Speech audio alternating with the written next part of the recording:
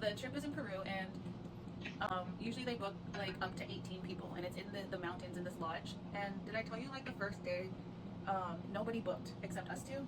Basically, you and Diz are gonna be the only ones in the lodge that fits like 18 people. And you guys are gonna have the 2 shamans, and you're gonna have the doctor and the 2 nurses. So we basically had like the whole team, but it was just us. I love that. Impacting, Yeah. right? Because now when the focus is on you two and not 18 people. I love that. So you get in there, and they do, when we get there, we do the physical and we do the psychological exam, and then they determine with the shamans how much you get. So they call you up, and then you go get your your plant medicine, and then the shaman's there, they give it to you, and they do a little saying, and then you take the shot with the shaman. The one shaman, there's 2 shamans. The one girl shaman who makes it, she's from the Amazon, she takes it with you, and you're like, oh shit. So anywho, they're like, here's a organic tobacco cigarette. They're like, this is grown here in the mountains. It's all like no chemicals. And within 20 minutes, if you don't feel anything, you can smoke this tobacco. It will enhance the aya. And then you're like, okay, if that doesn't work after an hour, then you can take more aya. But we want to start you off small. And I'm so sensitive to everything. I should have freaking said that, dude. So then about 20 minutes goes by, and this is on the next bed because we're like far apart because of our energy. And I'm like laying there, and we're just breathing, and it's dark. It's dark. Like it's black in there. There's only a candle in the middle, and it's like just a little bit. But there's a moon roof, and there's the moon like right up there. So we're like laying there, and I'm like counting down, like, okay, I'm about to smoke this cigarette. So I sit up, and I look at the roof, and that's when it hits me, bro. I like look up, and literally the frames of the moon roof and the windows in the lodge start turning into bubble cartoons. Like and I was like, do you see that? And just goes, are you kidding me? Because his tolerance is so high. He's like, no way, already? Really? And I was like, wait, you're not seeing visuals? And it was happening so fast to me. I was like, oh my god, I gotta lay. So I closed my eyes. I kid you not, when I laid down, I was falling into a black abyss. Like my body was falling. I got so scared. I plopped up, and I was like, I opened up my eyes. This is all within 1 minute. I'm not even kidding. And there's the freaking Great Pyramids in front of me. As soon as I was like, holy shit, I'm falling, I don't want to close my eyes, so I popped up. Literally, the pyramids when they were first built were in front of me with an Inca dressed in all gold, and he was just like this. He wasn't scary. He was just like, yo, we're here. And I was like, whoa. And Diz was literally like, can I get more? I'm like, as he's asking for more, I put my hand up. I was like, holy shit. Because they're like, if you're scared, put your hand up.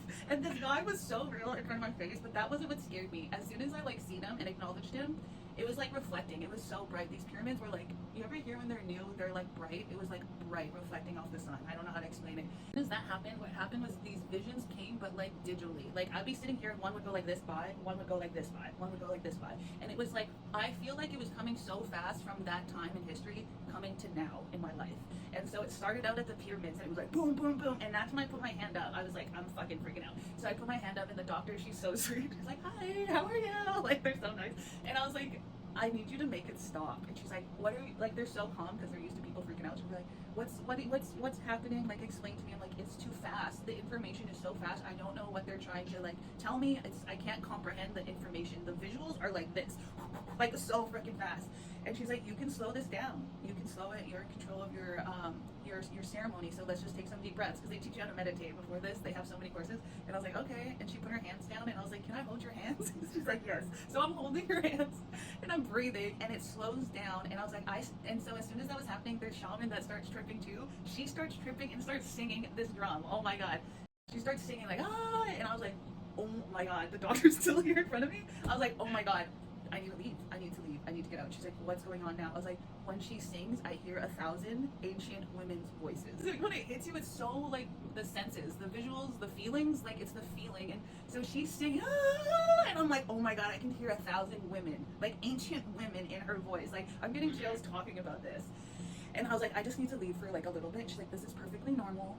They end up giving Diz like a whole other glass. And they're like, we're gonna walk you out, this is normal. When we get outside, there's a bench there, and you could literally tell lots of people must leave, because it's how it's set up. They're like, here you go, it's nice and safe. Here's a blanket. Like, we're very much around you all the time, because they're just making sure you're safe. So we get out there, and I was like, holding her hands, like, can I hold your hands and breathe again? She's like, yeah. So she's standing up in front, holding her hands, like, and then I'm like breathing. She's like, you can slow it down, and I'm slowing it down. The vision starts slowing down, and I kid you not, I see Kukum's Kukum. She was just there on my right side, like for 3 hours of this trip. She was showing me things as she was beside me. Like, it was the craziest experience. And I didn't never even really seen her before, but I knew that that's who that was. Like, I could just feel it inside. She had these little cute little braids like this. She kind of looked like Cookum a little bit in like a little dress, kind of like pinkish. But she was just like floating there. And when I seen her, I was like, whoa. And then she already knew that I was there for fertility reasons. Like, I'm gonna show you how it feels to be fertile. Then I'm gonna show you how it feels to be pregnant. And then I'm gonna show you how it feels to have a baby. Like, not the pain, but the process and like letting go. She's like, you need to like let it go. And I'm talking to her, and the doctor's like, who are you talking to? Because people aren't that vocal, I guess. I was like, my cookum's cookum. They're like, what does that mean? Because they don't know what cookum means. And I was like, my grandma's grandma. And they're like, that's good. And I was like, can I talk to her? They're like, yeah, like encouraging it. And I was like, well, she's telling me I'm gonna get ready to let go. And the doctor, she calls the shaman over after I say that, and he comes and starts chanting at me as I'm letting this shit go. Like, as I'm processing this fertility process, I'm literally sitting on this couch. And then she goes and grabs the shaman after I said she wants me to let this go. So he starts chanting, and he, like, he's like spitting. Yes, like doctoring me. As soon as he did that, like, not physically, like emotionally, energetically, everything just flushed out of me. Like, it was freaking crazy. And ayahuasca is known to be a purging ceremony, meaning if you go through something that you have to let go on a cellular level, you're either gonna puke it, pee, or poop it out, depending what you're there for.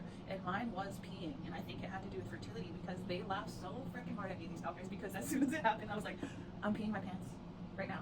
And they're like, you're not peeing your pants. And I was like, it feels like I'm gonna pee my pants.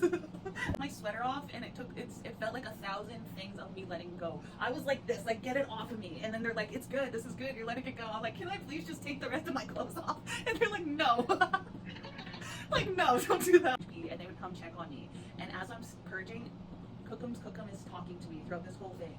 She was like, I'm gonna show you how you feel when you're feeling alone and depressed. And it was like really dark, so she made everything really dark. And I'm like on the toilet in the pitch black in my brain. And then she's like, listen to me, like, call on me when you feel this way. And I know that feeling that she showed me. It's my feeling she showed me. And she started singing that song, but it was the same freaking song the shaman was singing in there in my brain. I don't know if this is like reality.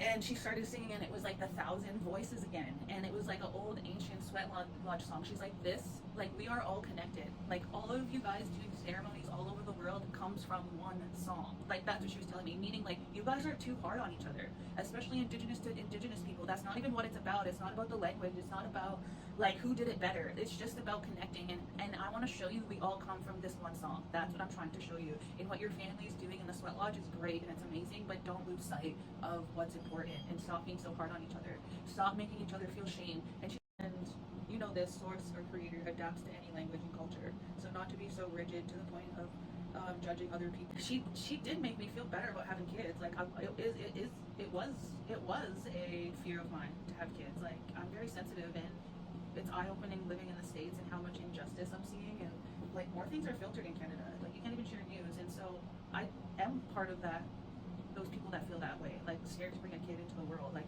I think I am going to be a good parent, and that's not it. It made me feel way better. Like, I definitely feel more happy and excited about that journey, and not as fearful because of it. So I think I did get what, like, I wanted, because they ask you to be very intentional when you go. And so I tried to be as intentional as possible. So, John's main name is Marie. Wow. Okay, Marie. Yeah, she's named after, I'm named after her, my middle name. Yeah, Arlie Marie.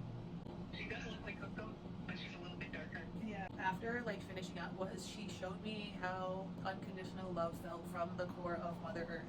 Like, that was super indescribable, like, that feeling. And I ended up bringing my drum the next day, and I asked her if she could bless it in the next ceremony. We were holding it, okay, like this, and she was holding the other side, and she was singing at me in those voices, and I was just bawling. It was like, I couldn't even comprehend that part either, like, feeling her energy, the voices, like, in me. Like, it was everything I wanted.